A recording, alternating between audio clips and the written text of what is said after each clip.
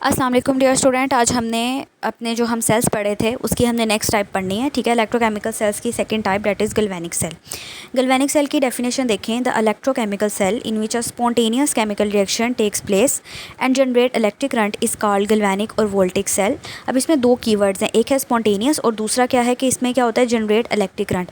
यानी कि ये एक ऐसा सेल है जिसमें रिएक्शन स्पॉन्टेनियसली होता है, यानी हमें उसको स्टार्ट करने के लिए इलेक्ट्रिक करंट देने की ज़रूरत नहीं पड़ती, और जब वो स्टार्ट हो जाता है, जब उसके अंदर केमिकल रिएक्शन हो जाता है तो उसके नतीजे में क्या होता है, इलेक्ट्रिक करंट प्रोड्यूस होता है। इसकी सिंपल सी एग्जांपल मैंने आपको दी थी कि हमारे घर में जो यूपीएस की बैटरीज़ यूज़ होती हैं, हम उस बैटरीज़ को कोई भी इलेक्ट्रिक करंट नहीं दे रहे होते। होता क्या है कि उसके अंदर जो भी मटेरियल, जो भी आप सॉल्यूशन हम यूज़ कर रहे होते हैं इलेक्ट्रोलाइट का, उसमें क्या होता है, केमिकल रिएक्शन होता है, और जैसे ही केमिकल रिएक्शन होता है तो केमिकल रिएक्शन के नतीजे में क्या होता है, इलेक्ट्रिसिटी प्रोड्यूस होती है, और उससे हमारी जो है वो लाइट्स वगैरह या फैंस वगैरह चलते हैं। ठीक है, कंस्ट्रक्शन देखें इस सेल की क्या है। गैल्वेनिक सेल के अंदर जो है दो सेल्स होते हैं इसके अंदर। ठीक है, दो सेल्स होते हैं, दोनों को क्या कहते हैं, हाफ सेल। ठीक है, यानी दो सेल मिलकर एक गैल्वेनिक सेल बनाते हैं। उन दोनों सेल्स को हम कहते हैं हाफ सेल हैं। ये उनको हम कनेक्ट करते हैं एक साल्ट ब्रिज के साथ। ठीक है, साल्ट ब्रिज जो है वो एक कह लें कि यू शेप्ड इंस्ट्रूमेंट होता है।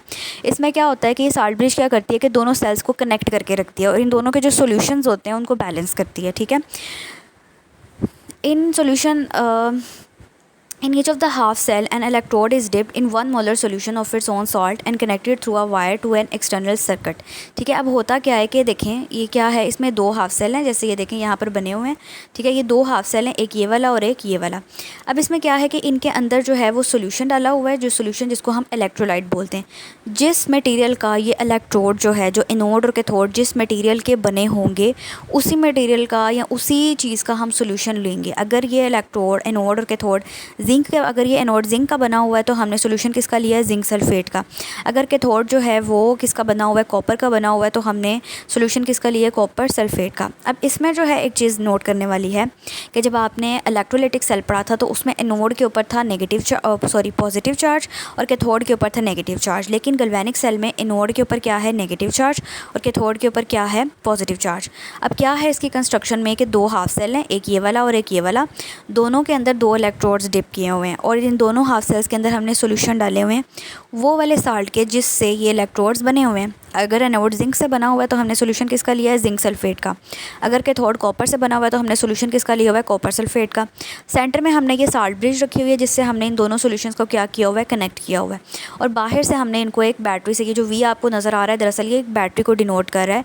ये बता रहा है कि एनोड से इलेक्ट्रॉन फ्लो करके जा रहे हैं कहाँ पर, कैथोड की तरफ जा रहे हैं। ठीक है, the left half cell consist of an electrode of zinc metal. Left half cell, ये वाला जो हाफ सेल है, ये किस पे कंसिस्ट हुआ हुआ है, जिंक मेटल से बना हुआ है, और इसको डिप किसके अंदर किया हुआ है, जिंक सल्फेट के सॉल्यूशन के अंदर। उसकी क्वांटिटी कितनी है, 1 मोलर। कंसंट्रेशन क्या है, 1 मोलर है।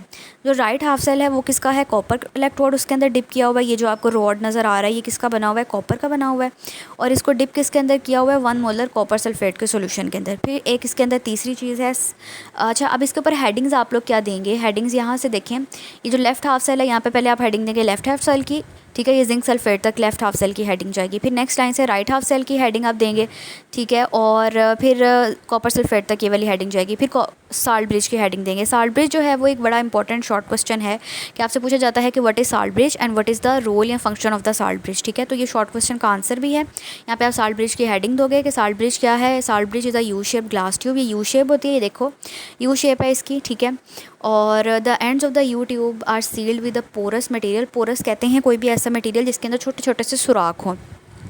तो ये जो इसके एंड्स हैं, यानी ये वाले जो कॉर्नर्स आपको नज़र आ रहे हैं, ये किससे इन्होंने किए हुए हैं, इनको कवर किया हुआ है उन्होंने कॉटन के साथ। ठीक है, ग्लास वूल के साथ। ग्लास वूल जो है वो बहुत नरम सा ग्लास होता है। ठीक है, जिस तरह वूल होती है ना, नरम सी होती है, इस तरह ग्लास वूल एक नरम सा ग्लासी मटेरियल होता है, और उसके अंदर पोर्स होते हैं। जिस तरह रबड़ नहीं होती, नरम सी होती है, आप ये समझ लें कि रबड़ टाइप मटेरियल होता है और उसके अंदर आपने सुराख किए होते हैं। ठीक है, और इसके अंदर होता क्या है कि आप it consist of a saturated solution of strong electrolyte supported in gelative material. इसके अंदर भी एक इलेक्ट्रोलाइट का सोल्यूशन डाला होता है, और जो एंड्स होते हैं यूट्यूब के उसको सील किया होता है किसके साथ, ग्लास वूल के साथ।